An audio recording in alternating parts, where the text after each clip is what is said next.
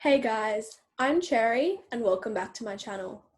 So in my last video, I told you about how I was participating in the Live Below the Line fundraising campaign, which helps to bring awareness to issues surrounding poverty.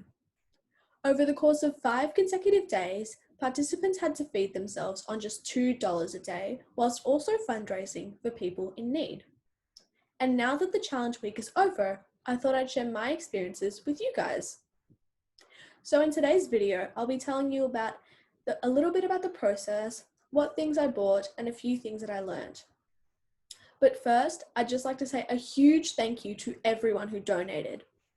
We were able to raise over $1,000 in just 1 week. All of this money is going to people who really need it, and I can't begin to express how grateful I am. If you haven't donated, there is still time.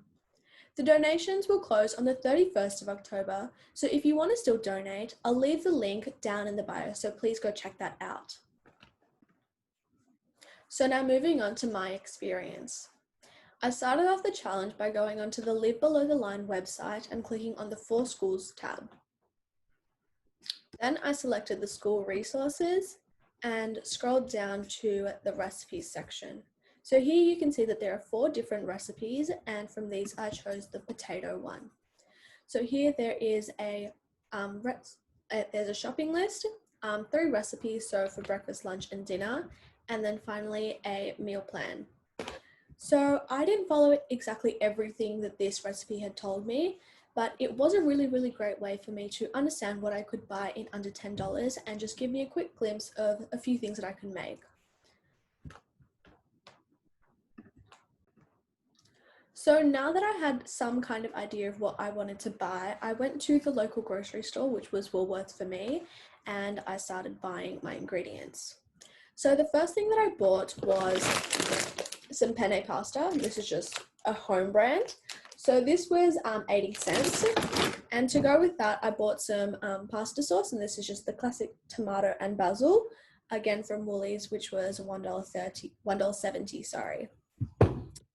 Next, I bought some cheese, again, another home brand item, and this was for $1.60, and it added some really great seasoning because obviously I didn't have a lot of other spices, so this added a lot of flavor to my dishes. Next, I bought 3 tins of tuna, just like this one, and these are about 80 cents each, so $2.40 in total. And the final thing that I bought from the grocery store was some white bread, and I ate this for my breakfast. Next, I went to the local farmers market and I bought 5 potatoes, and these were about $1.30, and a few bananas, which are about 80 cents in total. So altogether, this cost me around $9.90, which was just under the $10 budget. So from these ingredients, I ate 2 slices of toast and a banana for breakfast. I made a homemade hash brown for lunch out of just 1 potato, and I ate tuna pasta for dinner. So while I was very happy with the variety of ingredients that I was able to buy, it did get very repetitive and a bit boring, as there was not a lot of variety in the things that I could eat. But one thing that I did find really useful was by buying the home brand ingredients from the grocery store, I was able to get a lot cheaper. I was able to buy things for a lot cheaper than I would have if I had bought other brands. And by going to the farmers market, again, it was cheaper. I got fresh produce and in-season produce. And I also knew that I was supporting local businesses and local growers. So that was just really reassuring to know. But yeah, overall, it was a really great experience, and I would recommend it to anyone who would want to try it.